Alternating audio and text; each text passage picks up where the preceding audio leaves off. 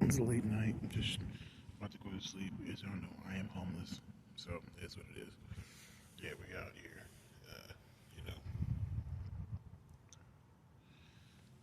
can't really show you too much. You know, get an idea of what the fuck's going on. You know. So like, let's see what's going on here. It's raining.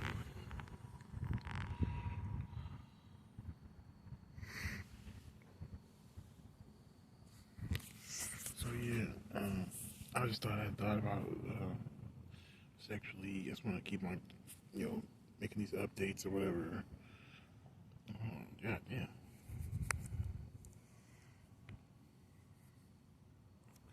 I want to keep on making these updates for y'all. So, um, yeah, that's what I say like right now. Like, I'm gonna be drinking too. I'm trying to whisper it so it doesn't sound too loud. Is it middle of the night? It's like 1 o'clock in the morning. And I'm drinking from this Irish whiskey. Taking shots. This is my third shot. Yeah, so weird as shit. Man, I don't even know if that's fucking like edible. What if it's not edible?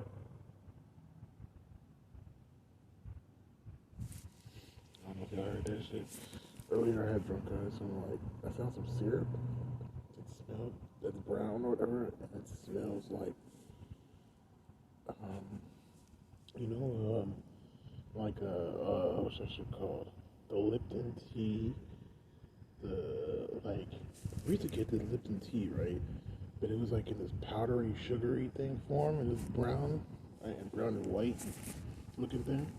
Like it looks like cinnamon and sugar in it, and it's like a little tub, and you put it mixed with water, and so it's like tea and mixed with sugar already. Like a little packet thingy. Long story short, so that's what this shit smells like. This little fucking brown syrupy shit I found when I was Dungeonizing right now. I'm surprised Popeye's having a little, having a little dinner. So like, I'm like, what the fuck? And I'm eating it, tasting it, and it doesn't taste. It tastes sweet, but it doesn't taste like crazy sugary, and it's like oily and syrupy and thick. And I'm just like, what is this shit? And I still to this day, like even to this day, but to right now, still to right now, I'm just like, what the fuck is this shit? Anyways, that's not what we're here. We're here to talk about my sexuality because I feel like talking about it. Not a deep discussion. It's really not deep. It's fucking extremely fucking short. I wanted to get this off my chest. And then there's nothing better than organizing and also making a video for you guys and for myself too. For my last shot for the night, I drank most of this shit today. It's something about Arizona iced tea mixed with fucking whiskey. It doesn't matter. Scotch whiskey, Irish whiskey, bourbon, Kentucky, Canadian. This shit always hits. And this is my first time trying Irish whiskey. I'm trying the Red Bush. This is the cheapest thing I saw at the fucking liquor store. The bottle's kind of weird. Not gonna lie. It's like square-ish or whatever. It's a weird bottle, but it's nice. And it tastes nice too. I love the caramel aspect of this whiskey. I love the lightness of it. It's very light, the light whiskey. So I like that too. So it's light and it tastes sweet, delicious. Yeah, go along with that. It can go along. Anyways, so I just want to say, like right now, I feel like I identify more as a gay man than I did before. And I think it's because it's hard to explain, but I'm going to be speaking from the heart, so I might not be making sense when I say what I say, but I gotta let it out.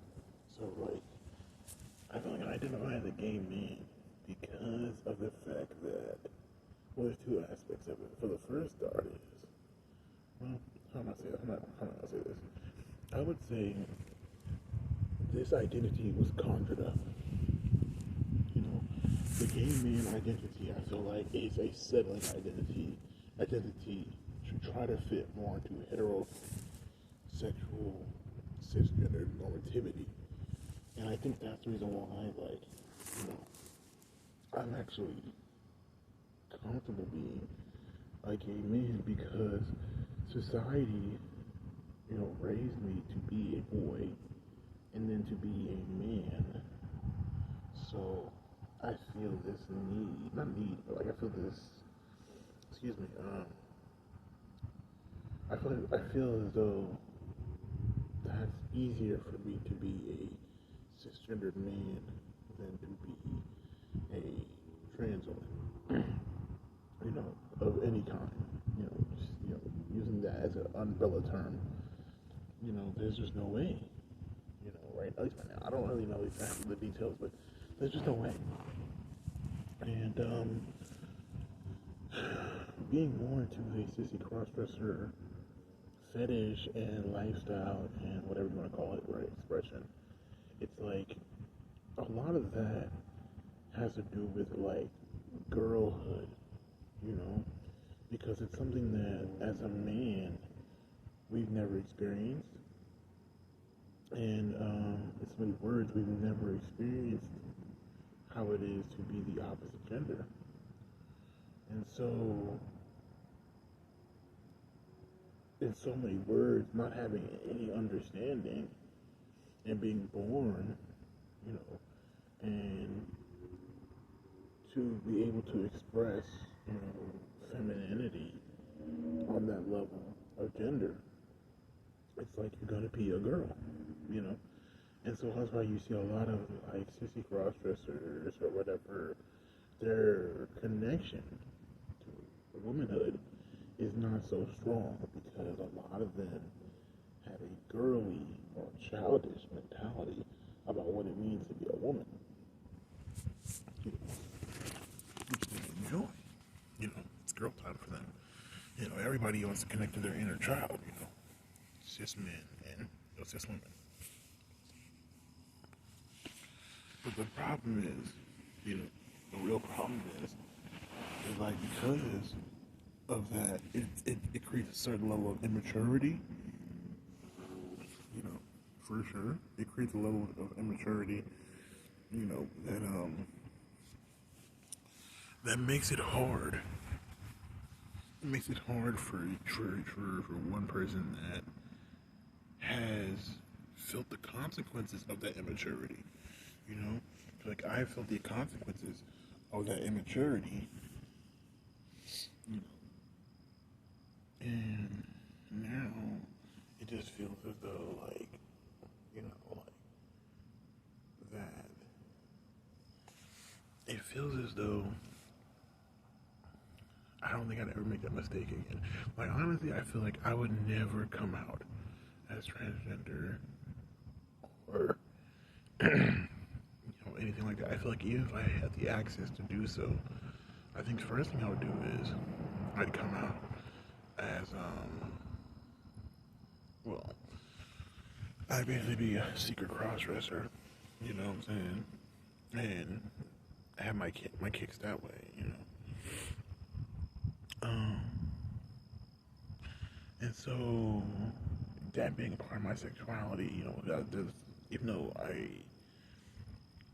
I use this term very loosely, you know, the AGP or autogynephilia.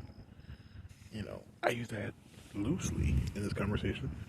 You know, there's different types of AGPs. There's AGPs that are straight, there's AGPs that are gay, there's AGPs that are bi and pansexual. So, when you deal with, you know, being an AGP, it's like, you know, I'm like bisexual. But, you know, I've only had sex with guys more, but that's not really important right now. What I'm trying to talk about is like, the real reason why I'm really attracted to guys more nowadays is because I've kind of accepted the fact that I don't really think I'm going to have sex with women anymore. I don't really think so. It's just like I'm too old. I'm too old now. I feel like it's just like, nah, it's not going to happen. You're just too old. It gets harder the older you get.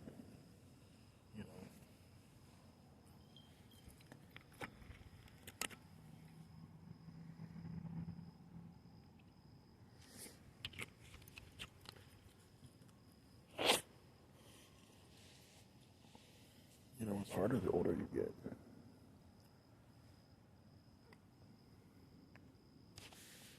And women are getting older. They're damn, that shit was kind of strong. Shut that shit back. Damn it. But yeah, the women are getting older and they're having kids, and if they have kids, that's 18 years of their lives like gone, and at the same time, like they feel like they have to be super mature because they have kids now, and it's a lot of bullshit. And that's just a sad reality. You know, a lot of women, once I get past my 30s, a lot of women are in their 30s or whatever. You know, they want the real thing. They want the whole thing, and it's like, oh my god, like I'm not.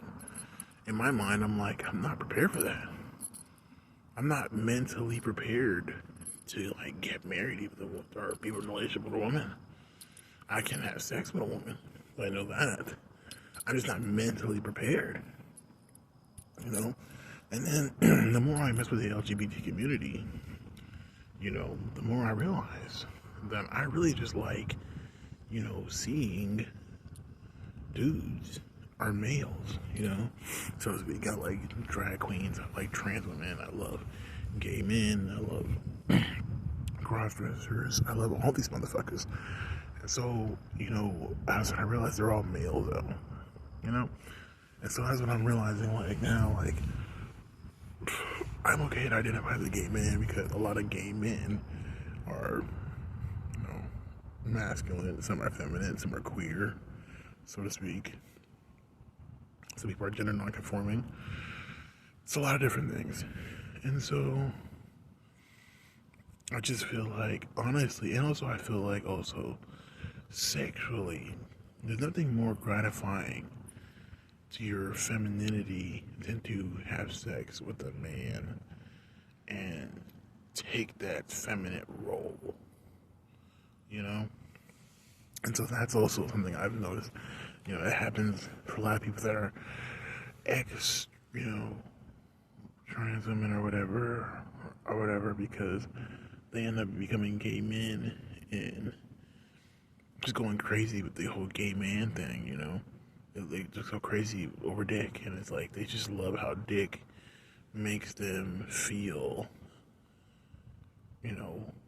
feminine, It's hard to explain, but at the same time, it's also like I could see, like it's also like a love for men. Like, and I was watching porn one day, and I just chose to like love men, like truly just embrace it and just love men. And I was like, wow, I can.